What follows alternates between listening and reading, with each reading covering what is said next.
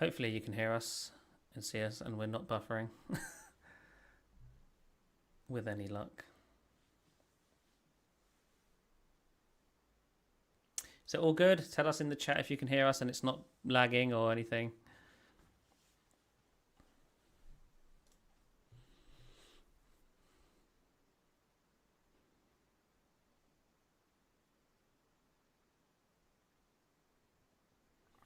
There you go. People can see us.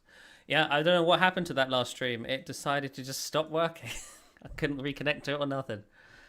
Hopefully this one is a little bit more stable. Did we finish the last topic? I don't remember. No. So I was in mid-thought talking about why we don't see a lot of 15-inch convertible laptops because they're basically not great designs, or rather we see them as super thin ones like Samsung's Galaxy Book 360 Pro, whatever that is, or you see the HP Spectre. And really, HP is kind of alone here in doing a convertible 15-inch of that size. You remember Dell tried it a few years ago, the XPS 15. I actually bought one of those because I thought it was so cool. They teamed up with, that was when Intel and AMD actually teamed up to make a chip GPU solution for it. But that device didn't sell well, and Dell basically killed it. I've talked to them before, and they're like, yeah, they may try it again in the future or something like that, maybe with a different design, but there's no plans on bringing that device back to market. So I'd still be shocked if Microsoft is going to do a Surface Book with a 360 hinge, which really just wouldn't fit in with their kind of style. I mean, we said that before, though. They did do Surface Laptop, which was a little bit weird because it was so traditional. But I don't think 14 or 15-inch convertibles that are just 360 hinges are that interesting. But who knows? We'll have to wait and see here. But with that patent, hopefully we'll see Microsoft do, as you said, something along the lines of a mini Surface Studio with an adjustable screen that pulls forward that lets you ink on it, but then it can also completely lay flat so you can ink on it and be as a tablet. It really solves a lot of problems. And I'll have more thoughts about this when we get to the HP Elite Folio review later on the podcast. But and maybe we'll talk about the chips too, of course. But yeah, I mean, that's what's going to hinge upon this release if it comes out this fall. Whether they call it Surface Book 4 or Surface Laptop Pro, I don't know. I can still see them calling it Surface Book because it still will kind of close down to a book if you think about it. So, yeah. But we'll see. Is there anything else you want to add on to that? No, not really. Just to recap, I guess I'm hearing it will likely have RTX graphics. It will have probably an 11th gen chip of some kind. Hopefully, it's the H series, as Dan mentioned. If it's an ultrabook chip, that'd be ridiculous. The whole point of them doing a new design is so they can put beefier chips in it. So hopefully, it's a beefier chip. Larger trackpad, obviously, like probably a newer keyboard. 14-inch display size, or round about 14 inches, and I don't think there'll be I don't think there'll be two sizes. I think it'll just be the one size, 14-inch, which is sort of in the middle of 15 and 13.5, I guess. Yeah. So so I'm really interested in this. I'm excited to see what it looks like in real life because the pattern, it kind of makes it look super complex. But I think that might have just been sort of like an X-ray rather of how it would look on the inside. But who knows? At this point, we'll have to wait and see. Yeah, I mean, I don't think it'll look weird. They're pretty good at hiding stuff. I will say, if it's a 14-inch. That makes sense too. This is what I mean. They do a 14-inch and it sells well and does well. That means the next version for next year, or 2 years from now, a year and a half from now, they'll do a 16-inch because that's the trend right now in the industry is moving towards 14 and 16-inch because they've been able to make the bezel so thin, and when you got that aspect ratio, you can pull that off. And so I can totally see that. They don't need to have the super thin bezels anymore because you're not really making a handheld tablet. In that argument there, well, you need some space for your thumbs. You don't really need that with this kind of device. So 14-inch first, 16-inch version later on, if it does well and is received well. So I'm pretty sure that's how this would roll out. Now, I guess there's also questions about the display type. I've been asking. The only two things I want is I really want HDR from them. I really hope they start doing with the HDR and Dolby Vision and all this kind of stuff because that's what everybody else is doing. I also want to see them, of course, use an anti-reflective layer like people get on prescription or eyeglasses. Every company now, not only is every company now putting in an anti-reflective layer. I'm not talking about mattes. I'm talking about anti-reflective. It's still glossy. It just disperses the light on there so it doesn't hurt your eyes. Now, only every company doing that. The next trend that every company is starting to go down, and you're starting to see this with Lenovo and Razer, is anti-fingerprint chassis. So my big thing with I hate about black laptops is their fingerprint magnets. You grab them, they start getting fingerprints everywhere. It's gross. And it's also really hard to photograph. But I now know that, Razer's new Blade 17, and Lenovo is experimenting with this too. They're starting to put a layer on top of the laptop itself so it doesn't have fingerprints.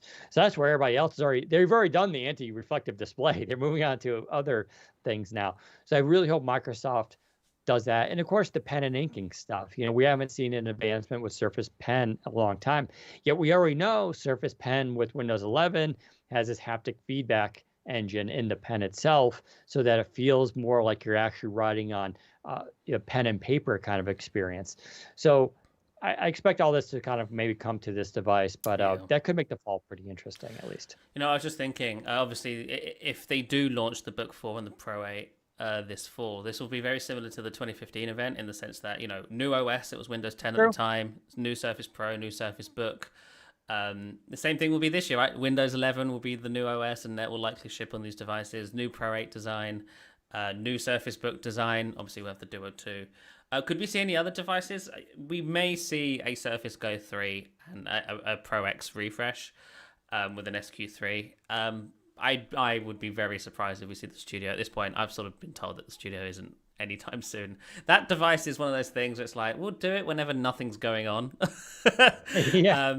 So yeah, I don't know what's going to happen with that, but I'm not expecting the Studio 3 at this event. They could be, to be fair to them, they could have more advanced designs that they want to implement that's dependent upon technology that is not quite readily available or mass producible. Yeah, very true. They tend to do that. Like sometimes it's like, oh, we want to do this thing, but we're still developing it, or we haven't been able to mass produce it for a cost that allows us to sell this at a profit, right? This is important stuff.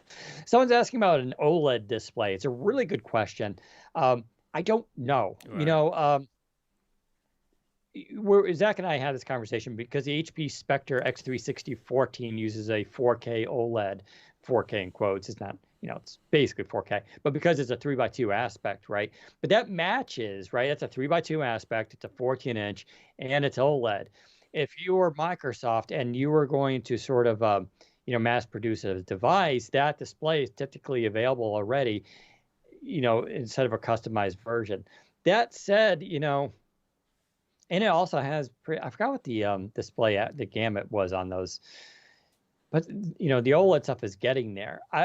So I don't know. It could be. I would love for it to be OLED. I think that would make it a lot more interesting. But I also don't know for graphics people if OLED is preferable or not. I'm not really sure. I would rather higher refresh rate display rather than OLED. Like even if it's just 90 hertz or 120, just something that's more than 60. Because Windows 11 is very sort of pretty when it comes to the animations, and I think it would look really nice on a high refresh display. Good point too. Yeah, so that's actually a really good point. So, and we are starting to see OLED is capable of going higher refresh rates, and those are starting to come out. So, could be, it's not impossible. I would actually love Sharp IGZO. I think IGZO, if you don't know, there's IPS, there's OLED, and then there's IGZO. IGZO fits kind of in between those two.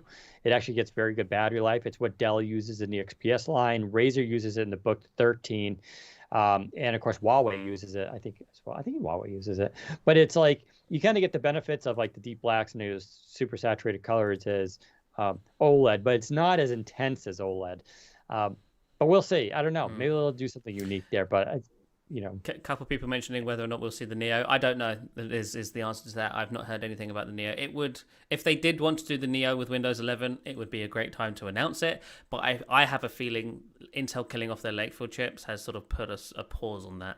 Because if they have to rework with ARM, that's going to take them some time.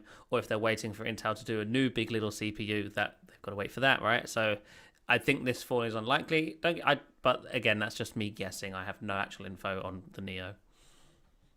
Yeah, and going back to some comments regarding Panos talking about that device, he said before, like, they really believe in that form factor and that design, and that's kind of his pet project. I'd be shocked if they don't bring it back. I'm with you. I'm not expecting it this fall, but who knows? Hmm. We'll see what happens. They may even just show it off as like if they have a newer version or updates for it, but They we'll have to must wait do, and see. right? Because now we've seen the Duo 2, it kind of does look different from the Duo 1. So I feel like the Neo would need to be updated to sort of match the Duo 2. Right. Maybe not in regards to Well, camera, but in with just the shape and size and especially the display stuff, which, like I said, we didn't really talk about because it didn't leak. But the displays are different on Duo 2, so I think the Neo might need to be updated to sort of, be in line with it.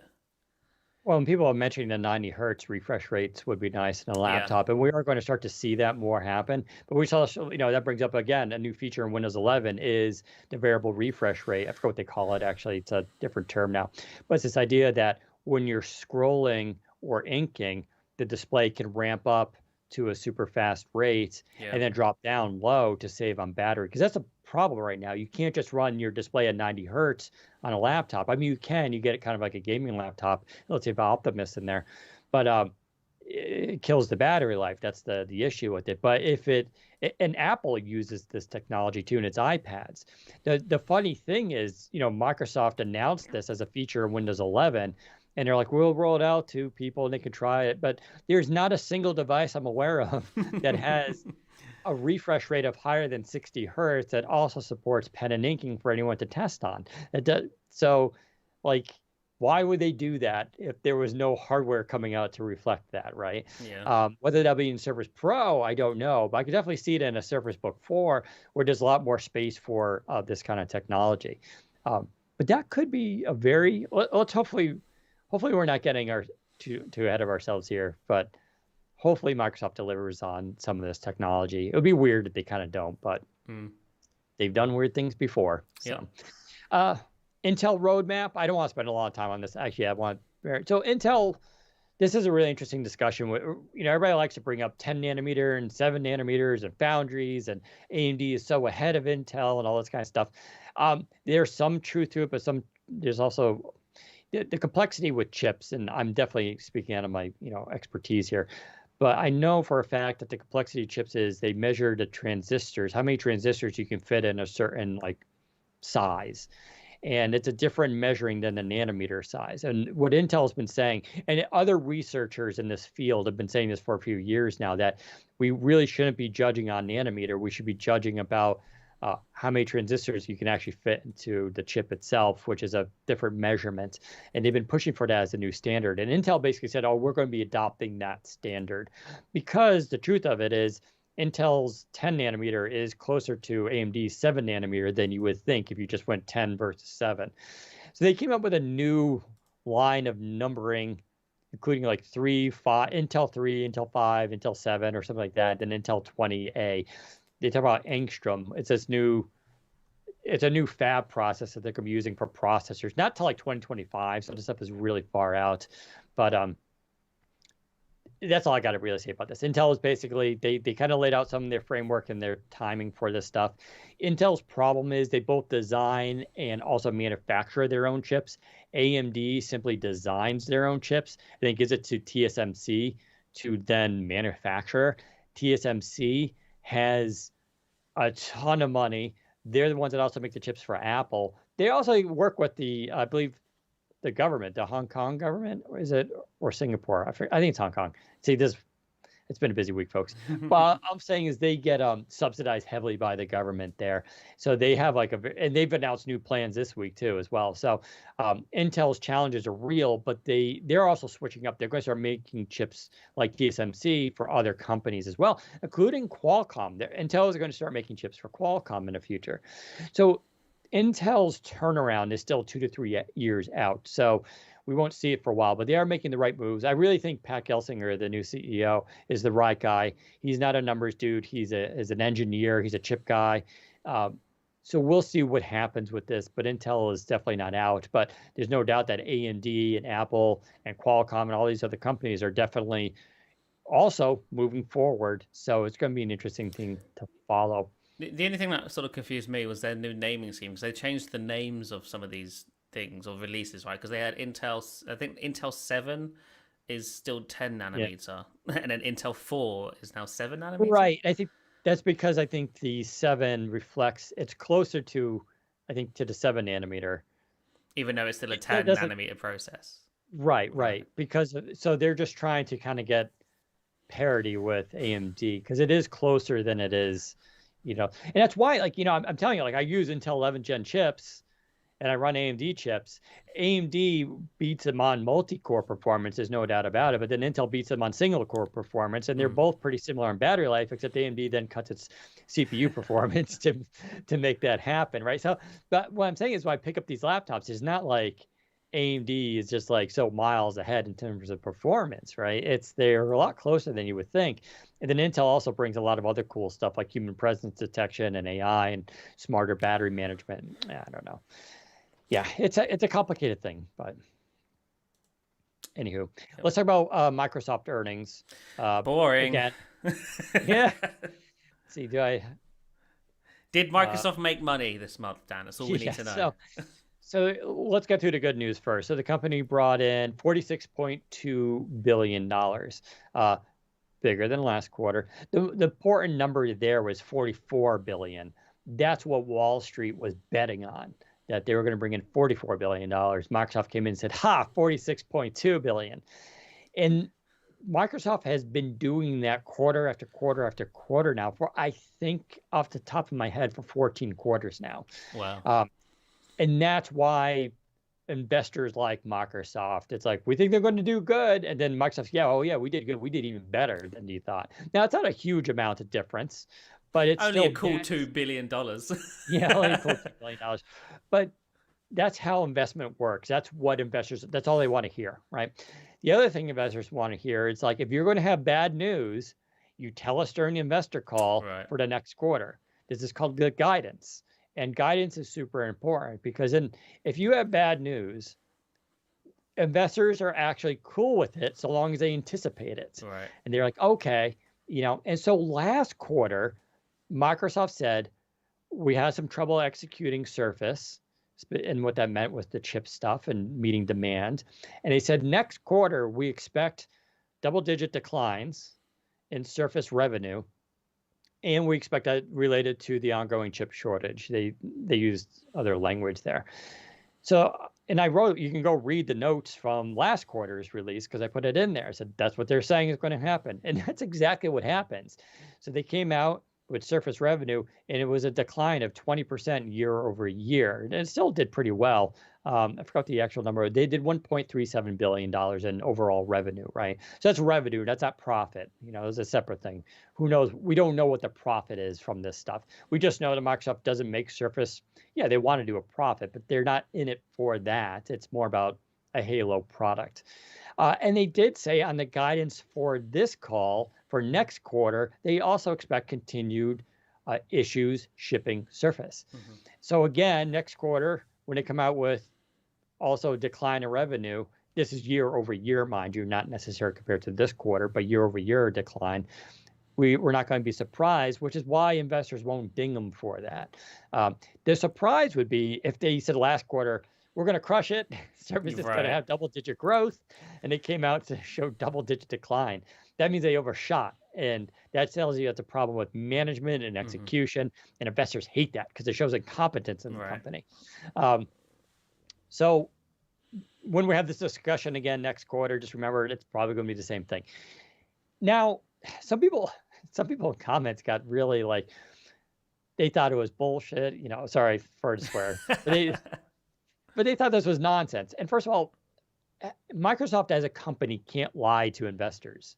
So when they come out and say we have problems executing because of chip shortages and demand and stuff like that, they're not lying. Because if they're lying, it's actually a criminal offense. Mm-hmm. They can't just make up stuff, So they're not lying about this. Second, my best friend works in IT for a private school, and I hear week after week, because he buys Surface products for his school. And he's like, yeah, we ordered stuff in June. I can't get replacements and new devices till September. Yeah. Even as a customer, I can confirm this as well. The Surface Laptop 4, at least in the UK, was out of stock for weeks. Only in the last couple of weeks have some of the SKUs returned for buying now. And there's still a lot of SKUs out of stock. And this is all because of the chip shortage. It's not because Microsoft isn't making them. They're making them as fast as they can. They just have to get the chips in. If they can't get the chips, then they can't make the product. So Yeah, as a customer, I've seen this as well. The Surface Laptop 4 specifically has been out of stock for quite a while in the UK. Yeah, and so if you go into comments, other people are talking about that too. They're like, "Yeah, I work in IT. I have the same problem trying to order stuff. They can't even get Surface Hubs." Yeah. Uh, Now, the reason for this, because then people bring up Apple. They're like, well, Apple didn't have problems, which isn't true. Apple on their call also said, we're expecting next quarter to take a hit on iPhone because we too are having problems with chip shortages. Everybody is facing this problem. But why does Apple get away with it more than, say, Microsoft does? Or I would actually give it more apples to apples, pardon the pun, comparison, say, Lenovo. So Lenovo last quarter said we're seeing strong demand and we expect to be able to meet it despite ongoing challenges. So they're saying they're going to have a good quarter this quarter for the PC. They had their highest quarter ever last quarter. Like it broke all their records due to demand. And Microsoft is very clear about that. The demand for Windows OEM licenses and Surface is high. It's there. They just can't meet the demand. That's what's going on here. It's not due to low demand. And Lenovo is saying the same thing. So why does Lenovo do it better? Well, it has to do with the fact that Lenovo is the #1 PC shipper in the world. There's a pecking order, isn't there, when it comes to ordering chips? There's 100%. They're the biggest orderer of these chips. So when they get to go to TSMC and Intel and everybody else and AMD and be like, we're going to buy all this, it's a big contract. They do get first dibs. If you're on a small feeder on that list, you get the leftovers because you're not a top priority. You're not a top customer. And Surface is absolutely niche computing. They're less than like 4%, I think, of the PC market. They're very, very small. So yeah, their challenges in getting these chips and orders is going to be a lot harder than it is for Lenovo. And Lenovo still fully admits it's a problem. Lenovo stuff goes out of stock all the time. You can go to their website and check it. But they're able to weather it a little bit more because they're a bigger customer, just like Apple is. They're TSMC's #1 customer. So yeah, TSMC is like, that's a huge contract to us. I read a report that said Apple is asking for 90 million chips for the iPhones this fall. Right, I bet TSMC, what they're called, can't meet that demand, but I bet they'll try their best. And that means obviously anybody else who needs chips to be made, they're like, we'll get you next. We're busy. Yes, exactly. I mean, there's no difference, right? Because if you're one of these foundries or your Intel, your AMD, you're going to go with the biggest contract and keep them happy because we all see what happens when you tick off Apple and you can't meet their demands. What do? They dump you. Yeah. Right. And that was the reason why they switched from Intel. They're like, Intel, you can't give us the chips we want and the volume we want, the price we want. We're going to make our own chips. Technically they don't make their own, right? They design their own now, but TSMC makes their chips. So that's why. This isn't a mystery. This isn't a conspiracy. You don't have to take my word for it. Go just read investors who are talking about all this stuff. It's very out in the open. Tesla recently had problems too. They had to outsource chips to different manufacturers too to meet demand for their cars. So this isn't just CPUs. It's all the chips out there because demand is just so high. Is there like a forecast for when this chip shortage will be over, or is it this is just how it is now forever? No, it's a very good question. And even Intel, Gelsinger, the CEO of Intel, said we may not see this really end until 2023. Blimey. So that means this story I'm telling you is going to continue through 2022. Yeah. And this gets back to everything we just talked about with Surface. Why the roadmap this fall may not be the roadmap that they wanted, right? Because they might not be able to actually ship these devices that are basically kind of ready. So you may see stuff get pushed to the spring, maybe even fall 2022, because Microsoft is a small order customer. They're just not Lenovo. Lenovo is massive when it comes to PCs. I don't think people realize why they're the #1 seller in the world.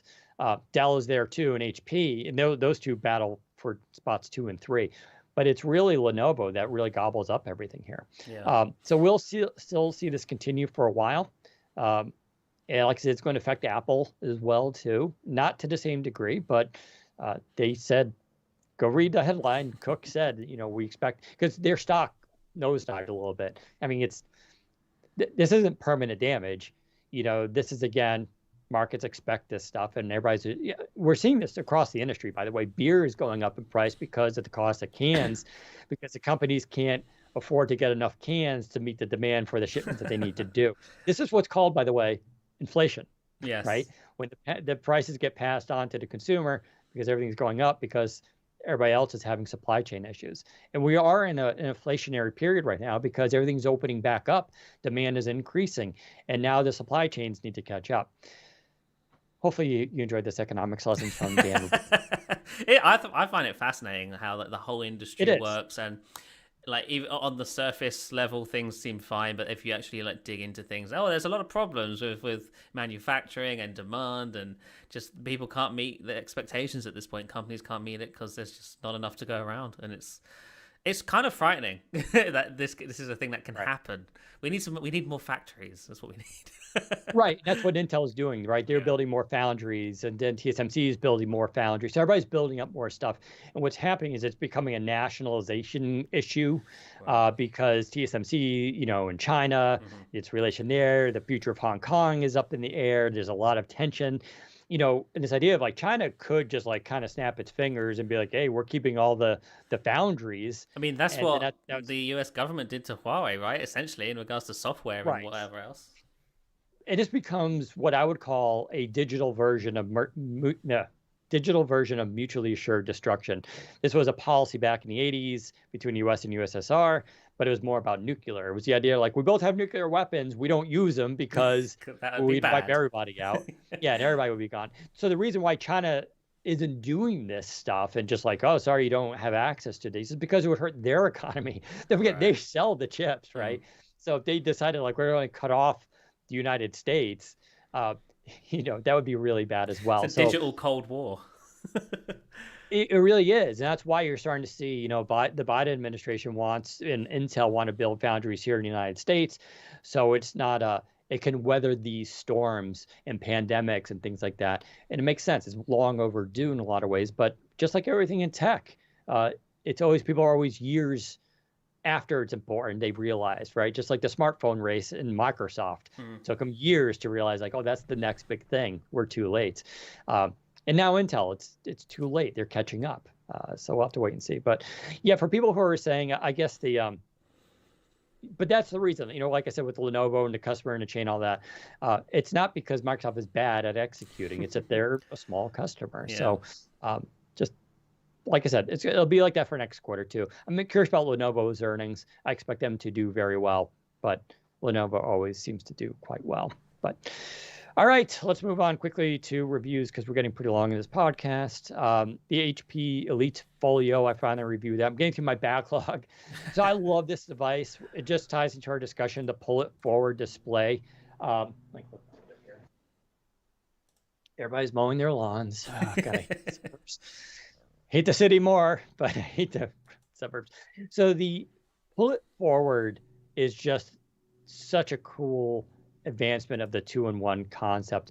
The 360 hinge has gotten boring, but this design offers us a lot more flexibility, including, as I mentioned earlier, it lays kind of flat, but at an angle. It's better for inking and stuff like that.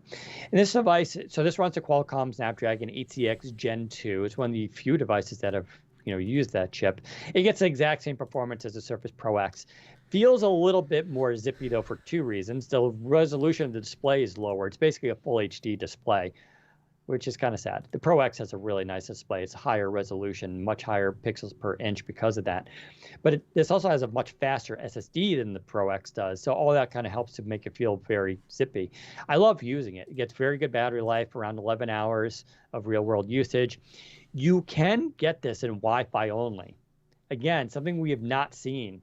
Qualcomm at first said, no, we'll only have LTE in our devices, but now they've allowed that happen. So when you go to HP's website and you can configure this thing, by default it has 4G, but you can actually choose it just to have Wi-Fi 6 on board, which is kind of cool. How much is it saving if you do that? I forgot. I think it's like, I don't think it's a ton. I think it's maybe, $100 or something like that. It's not insignificant. It's not a huge difference. But you can also get it then with 5G. I wish HP had sent the version with 5G. But I just have the 4G version. The display is very good quality on it. It's a little bit glossy. So HP didn't use the anti-reflective technology layer in this device, even though they use it in other ones. Bummed out about that. They really should. But compared to the Spectre Folio, which came out in 2018, that was the original one. That had a literally football leather on the outside. Now they're using faux leather, so which is more resilient. It's also better for the environment, and it's less squeamish for vegans or vegetarians who might like this laptop. HP's been very, and Dell too, been going on the sustainability thing with recycled packaging and all that kind of stuff, and they do that here.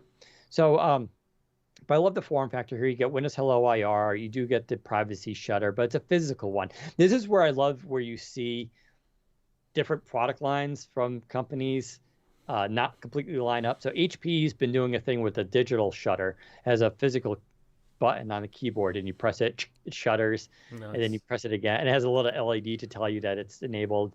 So it's not a physical one. The problem with the physical one is when you grab the lid to open it, you sometimes slide it over, and then your Windows Hello doesn't work. You're like, why is it not working? And you're like, oh, that's fine. The digital version solves that. I should mention Dell went even crazier with this. Dell has a version now where if you're not using a camera app, it stays closed permanently. If you open up camera, the camera app goes, it opens up and closes it. It's absolutely insane. So you're seeing a lot of advancement there, but you can tell HP was caught in between some of their product lines, so they didn't merge everything into this one. It does have the pen built into the keyboard deck, which we're starting to see more of too. It's slim pen, just like the Surface Slim pen is, so it recharges, it's magnetic. Awesome keyboard. Despite how thin this device is, because it's ARM, no fans, no heat, all that kind of stuff, they squeezed in 4 speakers. So 2 on the top deck and then 2 on the sides, which is wild. Very good job, HP, on doing that. Most companies would have just been 2 speakers and be like, oh, well, there you go. But that's how when you lay this thing down flat, the audio doesn't change. It sounds very good no matter the posture it's in.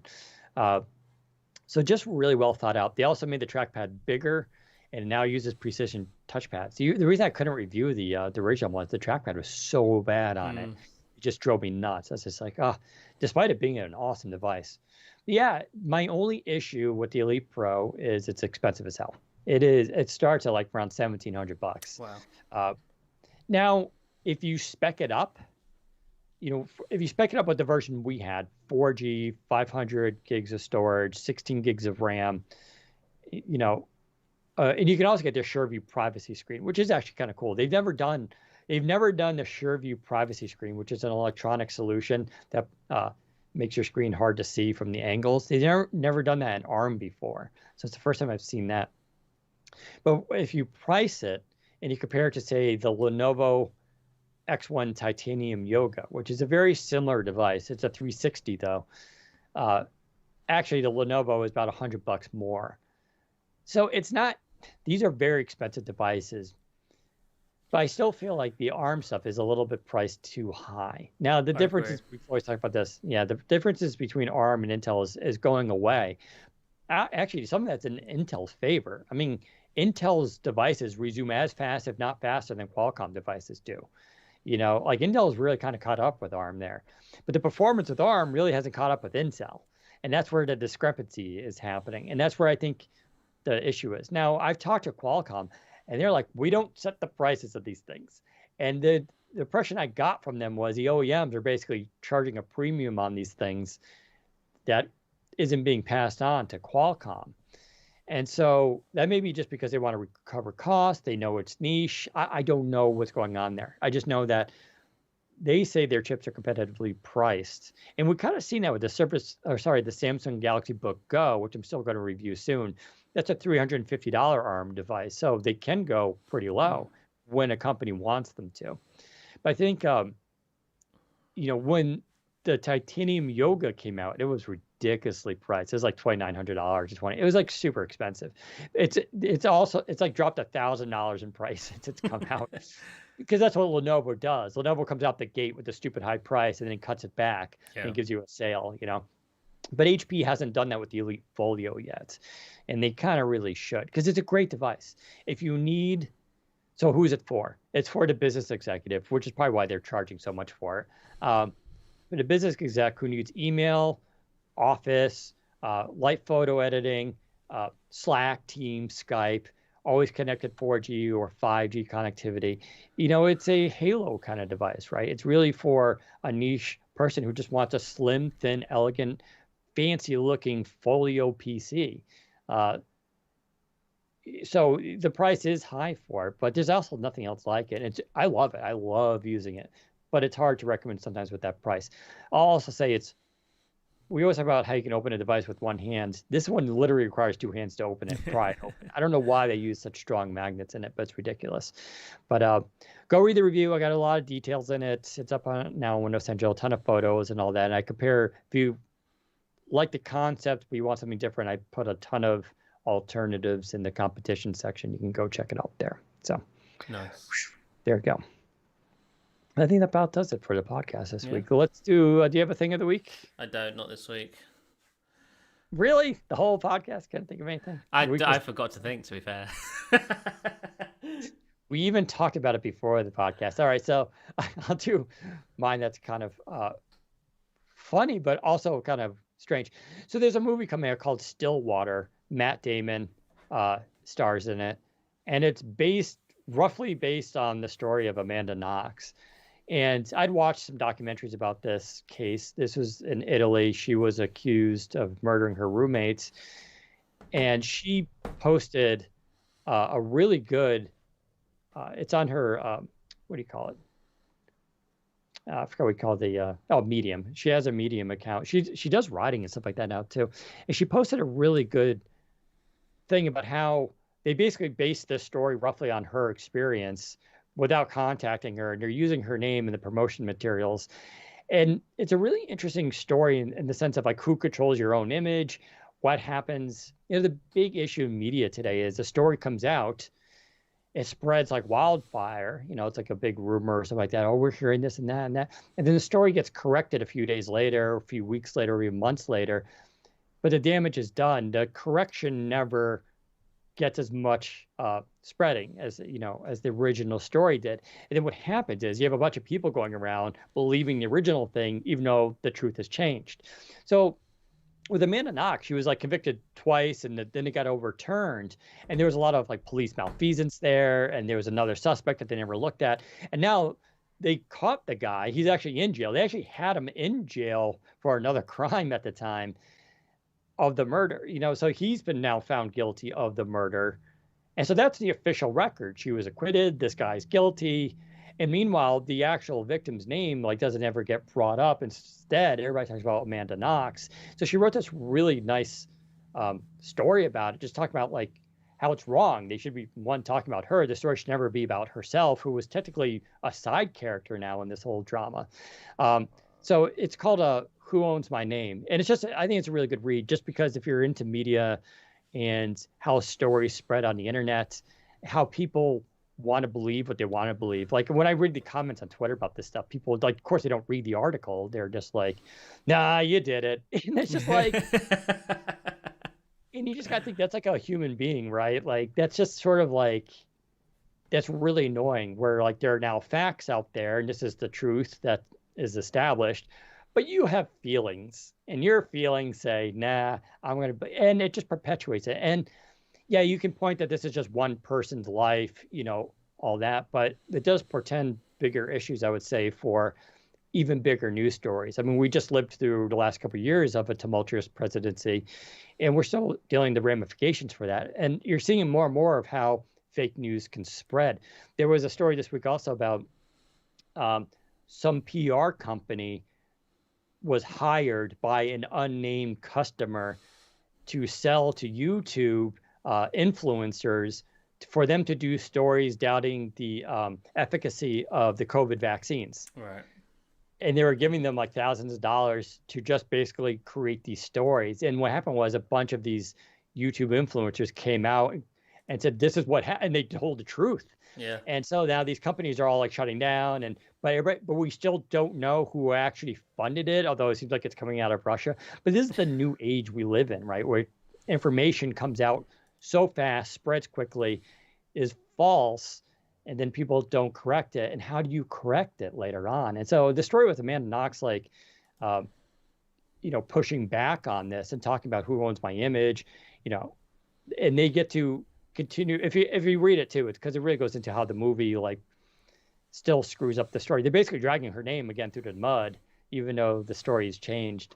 I don't know. I think it's a real interesting just story of where we are in 2021 in terms of media and how information spreads. And I don't know how we combat this stuff, right? This stuff it's on Facebook still.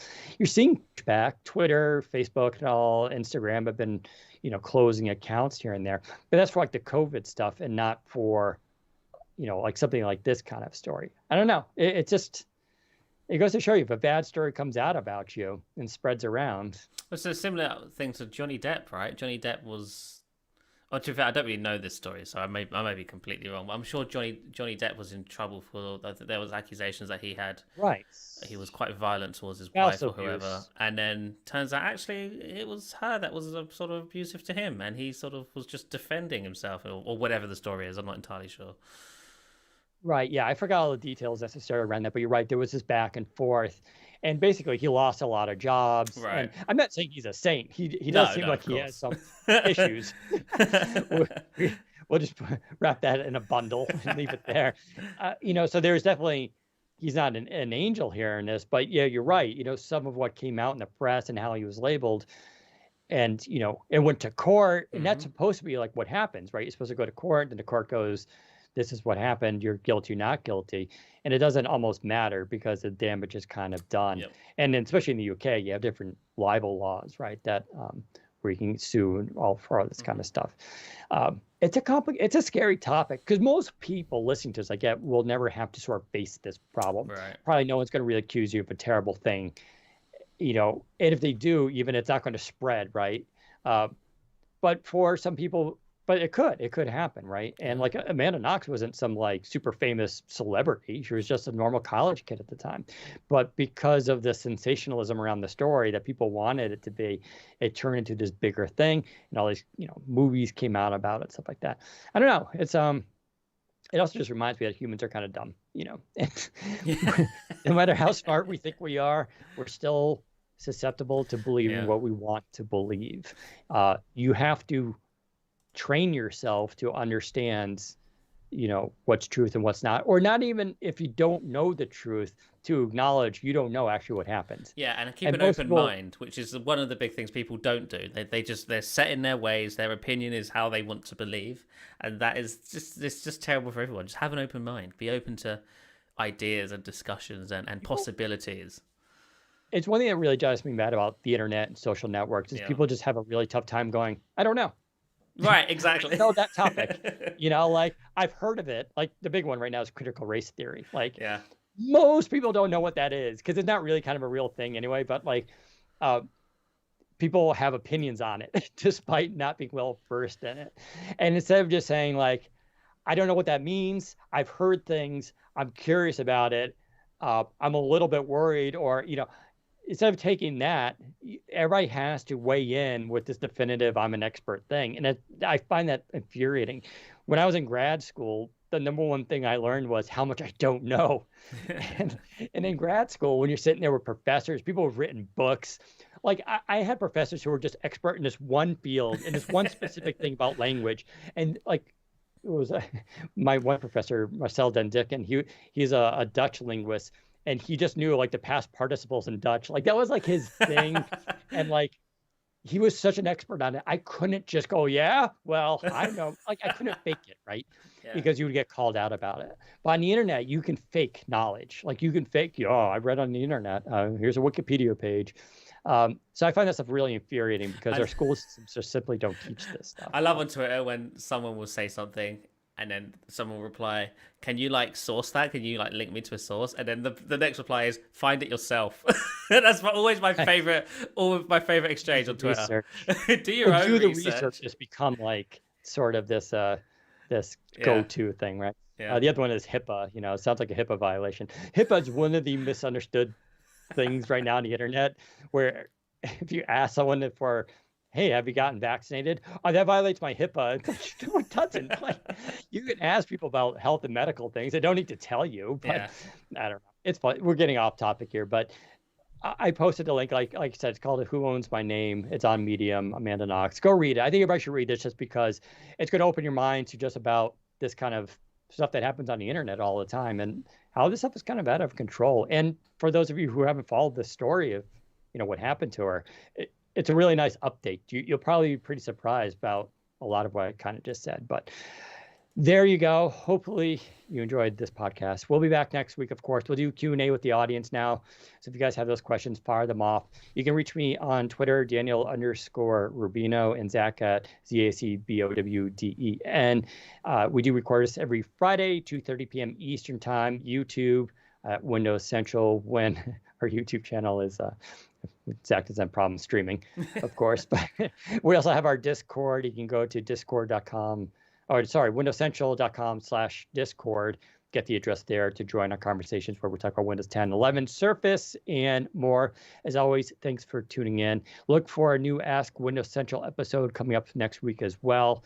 We'll talk to you later. Take care, everyone. Ooh, 1 hour, 40 minutes, and 40 seconds. Well, it won't be because we had 10 minutes of I know. troubleshooting. It's true. Hopefully 1 hour 30, which would be nice. That would be nice. Just cut out something stupid I said. Shouldn't be too hard. Yeah. Okay, so if you have questions for us, now is the time to send them our way, and we will do our best to answer them. Question for Daniel: what are the laptops with Intel's new i7 1195G7 and i5 1155G7 TGL-U CPUs? They boasted June releases in their May keynote, but all I see is a handheld device called GPD Win Max 2021. Yeah, you're right. I was going to mention the GPD Win Max. No, it's true. I haven't had any. I don't have any laptops with those. I don't think we'll start to see the. Don't forget that GPD Win Max was announced, but doesn't ship for a long time, for a couple more months. I think we'll see these processors this fall. So I expect going into October, holiday season, Windows 11, you're going to see some new laptops and new types of PCs. And they'll probably be using some of these chips. All those chips are slight revamps of current 11th gen chips. The 1195G7 basically goes to 5 gigahertz now, so it's slightly faster. That's all it is. It's not a major revision. There'll be nice changes. Intel does this pretty routinely. These are basically the higher binned chips. They're higher quality ones that can then maintain the higher speed. So that's usually what it comes down to.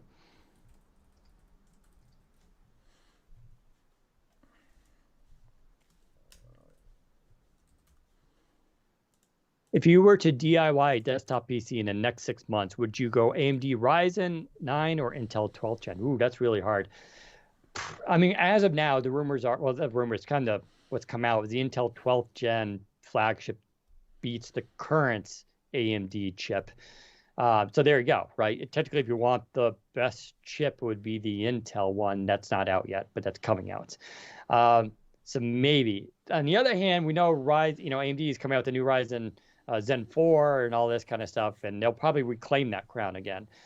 So then it also comes down to pricing. AMD is, when it comes to desktop, AMD is cheaper than Intel. And most gamers, I would say, are pretty happy with AMD stuff, especially with the multi-core performance.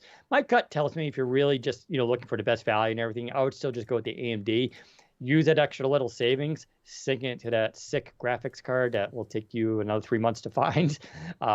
And that would be good. Boy, Zach, your camera's out of focus. Oh, there it is. Okay, it's back now. It does it randomly. Yeah, go AMD, save that extra money, get a really good graphics card. If you're going to get a 3080, maybe to use that extra money, get the 3090. Because I think you'll see more performance improvement there if we're talking about gaming. When do you think the Surface Duo 2 will get Android 12? I heard it could be spring next year. I also heard that the turnaround between major OS releases should be quicker once they hit Android 11, because the reason Android 11 has taken so long is because Microsoft wrote a bunch of their own code for the dual screen, for handling the dual screen stuff on top of Android 10. For Android 11, they've had to rip all of that out and essentially use Android 11's own built-in version of that, so which is why it's taken so long. Once that's all done and all of their old code's been ripped out and replaced with the native stuff, doing the upgrade from 11 to 12 should be quicker. So that's what I've been told. In theory, should be spring next year for Android 12 on the Duo 1, the Duo 2, and probably the Duo 1 as well. Interesting. Any chance the Surface team has started looking into a Surface Watch post Wear OS 3.0? We don't know. Yeah. I've said endlessly on this podcast, I'd be shocked if they're not exploring some type of wearable. I mean, they technically have wearables. I'm wearing them, right? The earbuds and headphones count, but I know what you're saying, right? An actual watch type device. I'd be shocked if they're not conceptualizing around that. They have to have some of ideas, because I bet if you sat down Panos and he was off the record, would tell you, be like, what do you think a smartwatch is? He's a smart guy. I'm pretty sure he goes, here's how I would do it, or here's the problem with them today. I think he might have opinions on that. Maybe he doesn't. I don't know. So I'd be shocked that they're not thinking about it. In terms of an actual product that's in development that could come out, we just don't know, which means it could, and it could come out this fall. It also means that they don't have any plans whatsoever, and that's not something they're looking at. So Zach will let you know. Yes. Will the two recordings be combined into one for the day this podcast episode audio-wise goes out on demand? Yes, it'll be one episode. It's just 2 parts on YouTube because we had to kill the last stream and start a new one.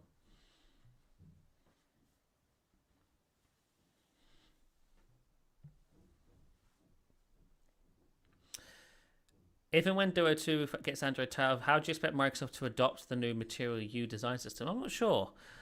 I would suspect that they might just leave it as is, or they could, try and make it look like Windows 11. Who knows?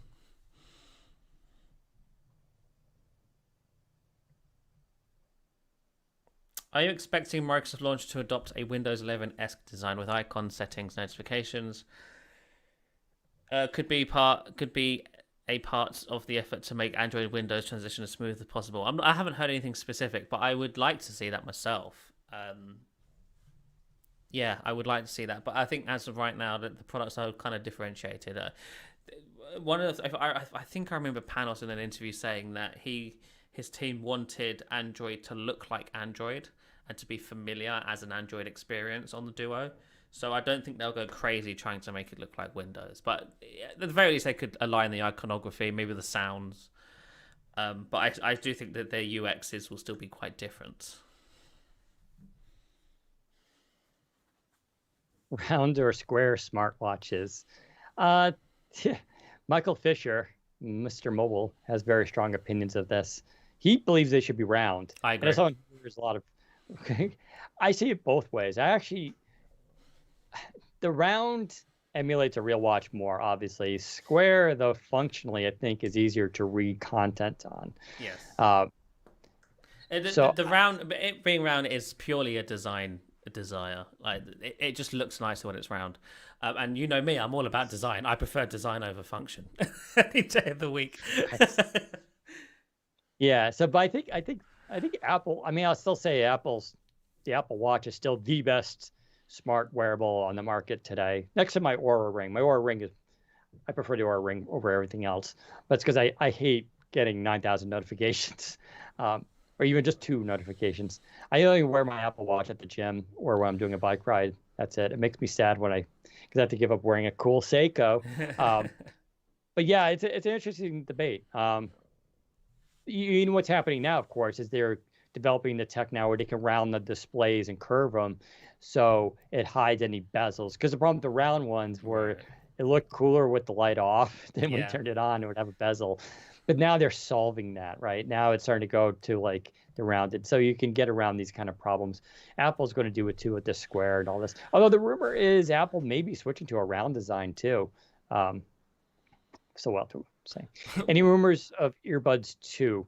No, but they have to be being thought of. They're pretty miles behind in terms of where earbuds are these days, and functionality, all that. That's a version that, again, they could release for the same price, bring a lot of new features, and make them a lot more interesting. Well, if you remember, they were announced as $50 more expensive than what they actually shipped as, because they were delayed half a year, weren't they? And they were announced at, I think, $250, and then when they shipped, they were actually $199, which was nice. Yeah. Someone said, why can't you guys get Panos on your podcast? He went on iJustine and Test Drivers. Just trust me, I've asked. Microsoft just doesn't like it when we talk to Panos. So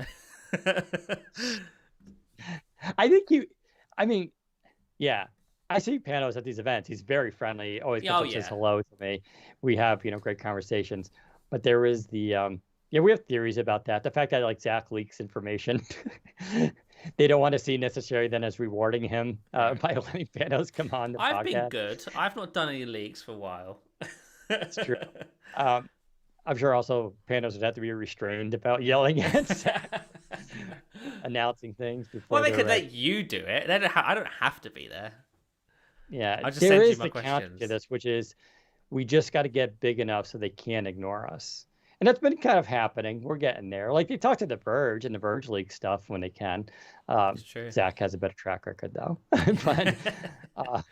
But if we get so big that they just have to talk to us, just like Bloomberg. Bloomberg leaks stuff all the time. Although I don't know if they get invited to Apple events, but sometimes you get too big, you can't be ignored. So that's our solution. Regarding Duo 2, do you think that this was Duo 3 but pulled up to release? That's interesting. Interesting idea, Zach. Do you have any? I don't think so. Don't get. I'm sure they've prototyped many different designs. It's very hard to sort of pinpoint what is the next version before they've greenlit the next version, right? Because they're always experimenting different designs, and they likely have a whole bunch of different ideas as to what the Duo 3 could be at this point in time. So it's hard to really say. They've experimented with having a back camera stuff for a while. Even when Andromeda was a thing, they were experimenting with that sort of stuff. So I'm not too sure about that. Yeah, I don't think so, though. I think they've sort of had this. They have a roadmap. They knew Duo 1 would be this with this feature set. Duo 2 would have cameras on the back. It would have slightly sort of better displays and all that stuff. And then Duo 3 has whatever else they can include at that point in time. So, yeah.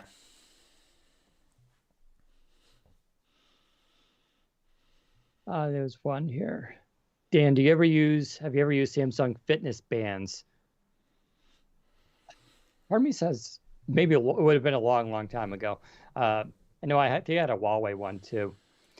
I'm not that impressed with Samsung's fitness stuff, but I think they're an interesting option, especially if you're against Fitbit because they're owned by Google. I kind of like Fitbit stuff. My thing, I'm on the Oura Ring now, which I think is I think it's just cool tech because this is like tech that doesn't look like tech, right?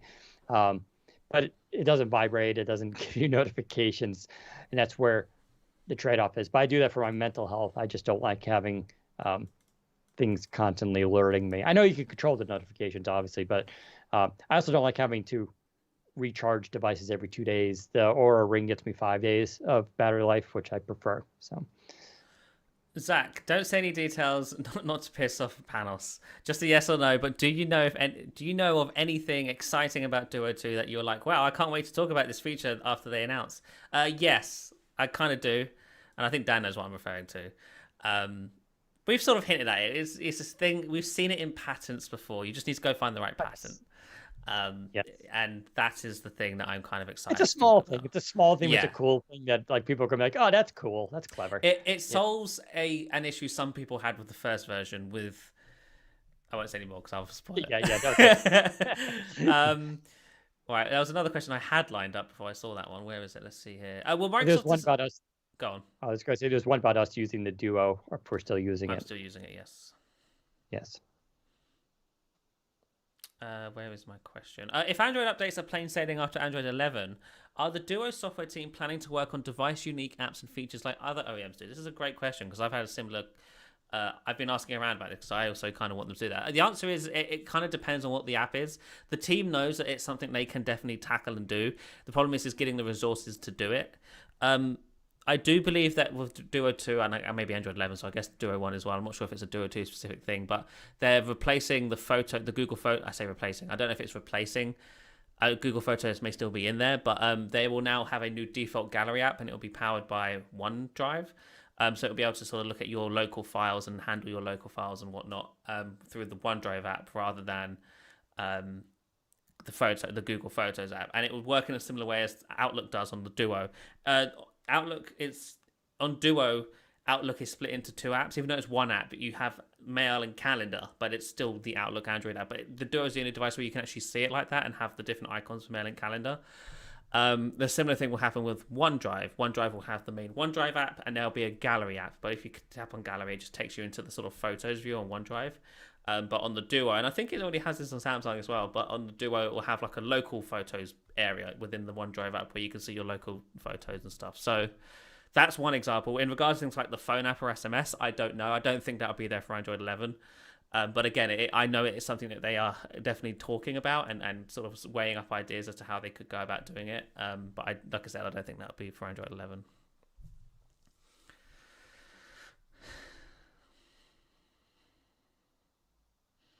Well, Microsoft designed custom case bumpers, some accessory to make the triple lens camera on Duo 2 more acceptable, or is it left to consumers and the third party? No, it's a good point. So, yeah, my guess is, first of all, I think it'll probably include a bumper again, and it'll do that. Like I have cases for my Samsung that does that too, and it basically hides, makes the camera more flush. So that seems to be a solvable problem, and I bet they'll probably include something, especially for that price tag. I also bet, in conjunction with more colors for Surface Duo 2, you'll start to see more accessories from them as they start to roll this out and expect to sell more. I don't think it'll be a ton, even just one or two more things. I think a lot of us, what we want is a case that kind of also hide the camera, but then allows you to slip in the slim pen into the back.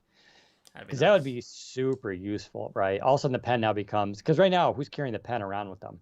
It's a real pain to do, right? But they can come up with a case solution that kind of lets you put the pen in there, also do the cameras and all that. That could be pretty cool. And I would really hope they thought about that when doing all this together, if they want us to seriously start using the pen.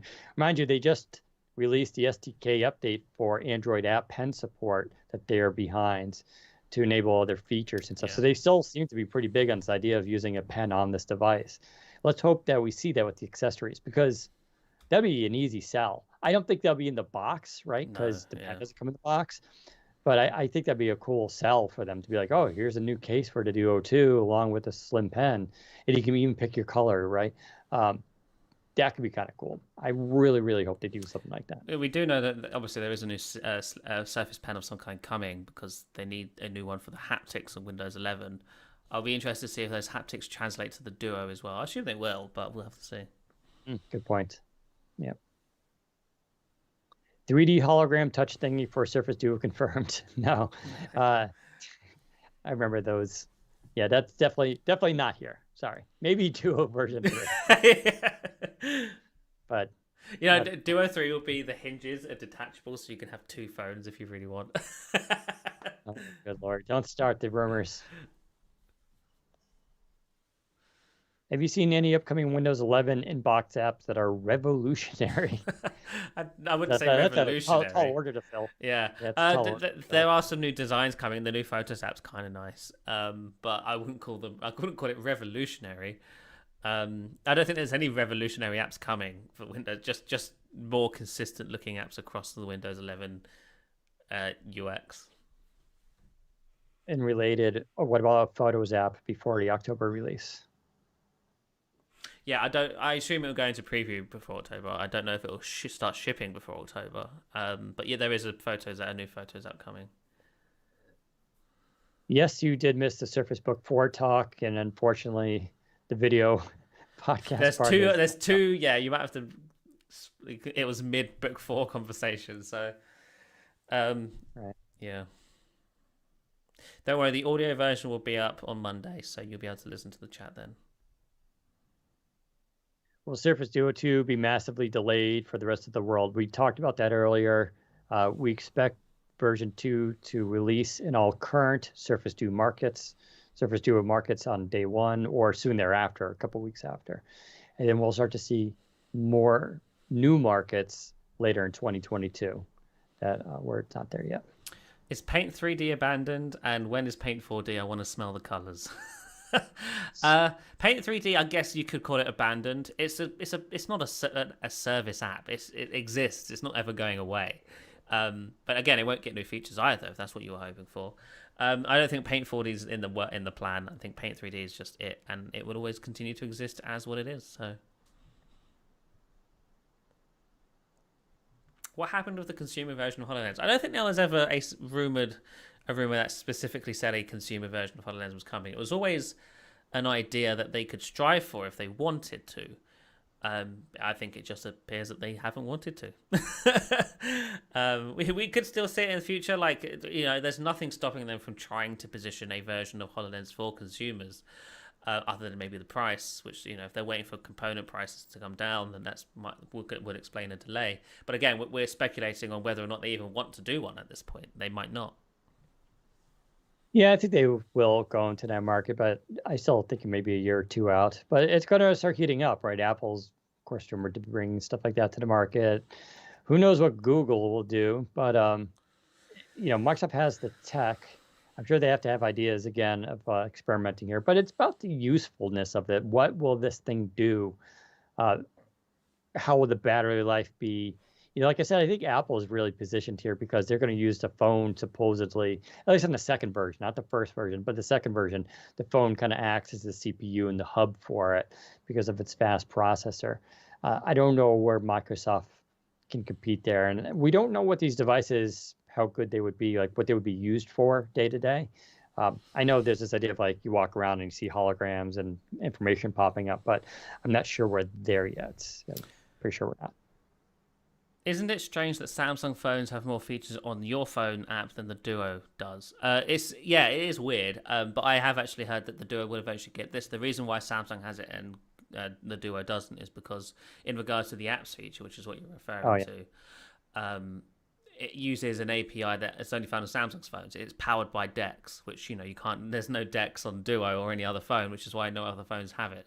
But I think they're working on a way to put it on the Duo. No, not DeX specifically, but an API that would allow the apps feature to function with a Duo device. I don't know if that would be in time for Android 11 or if that's something coming later. But it's something that they're trying to get feature parity. Someone's asking about the beta version. Would you say it's good enough to have Windows 11 beta on a daily driver? Yes. We've all been using Windows 11 on our daily drivers for weeks now. I got it on my main desktop. I have it on my main laptops, which is about 5. So yeah. I've not had any. I've had more issues with Edge Canary or Edge Dev than Windows 11 itself. Let's put it that way. So it's very stable, and Zach would agree. All right, a couple more questions, then it's time for us to head off. Will the Duo 2 have all the same Microsoft Launcher customization options like I have on my Samsung phone? I don't know. Yeah, you're right. The launcher on Duo is surprisingly limited for some reason. And the reason seems arbitrary to me. But it is locked down, and I don't know if that will change with Duo 2.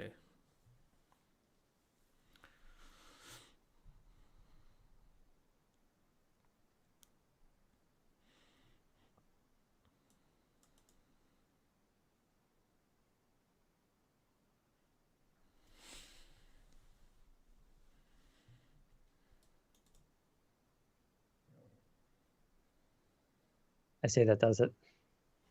Yeah. Oh, there's one question here, although I don't know how to pronounce it. Prestige? Prestige? Oh, I see what you're asking. Okay. So does Panos have a number 2 or somebody who could take over from him if he ever left Microsoft? It's essentially the question you're asking. I'm not too sure if he has anyone specifically lined up there. He has close sort of, I guess, colleagues or friends, he might even consider them, like Ralph Groen, Steve Batchy, that there is sort of, I think, right and left-hand men on his team. Could one of those take over Surface? I could see maybe Ralph taking over Surface.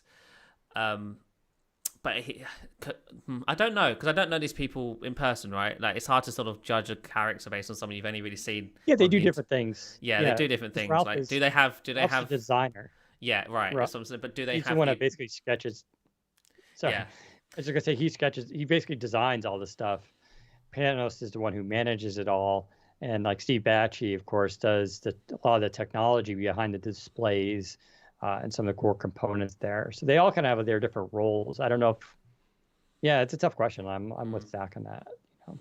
Yeah, because like it comes down to whether or not those people have the ability to manage an entire, essentially, division at Microsoft at this point. Because it's one thing to have a vision for a product; it's another thing to manage teams and Right. organize meetings and sort of have a vision that get everybody wrangled together to work Inspire on the people. thing, inspire people. Yeah, exactly. Um, I mean, you have to think about, as much as Panos inspires people or who enjoy watching him do his public talks, like employees got to feel that too.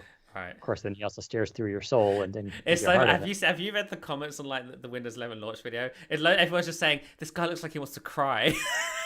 Yeah, I know. Yeah, yeah. He's a very He emotional did look guy. extra sad on the 11 Windows 11 video for some reason. I will also say, I think if, to use your word, if Panos ever bounced, I, I kind of feel like he would take a lot of his team with him, because these aren't just like employees for him. I think they're always together. I remember seeing them at CES a few years ago. They were just on the floor and they had a team. But they were just all going around looking at the booths, finding new technologies, what was happening, and all that kind of stuff. But they operate very cool. They're like the Windows Central core team, kind of like we're just this like kind of group that just operate very well together. So it's not just one person that makes it all happen. So I kind of feel like if he were to leave, you would see those other people probably go with them. Yeah. But let's not talk about that. Those are the sad days. Yeah, exactly. Surface seems great right now. Keep up, keep up. Anyway, we'll just probably finish off there. Thank you for tuning, Yep. everybody. We'll be back next Friday, probably. We'll keep you updated when we go live. And until then, we will see you next time.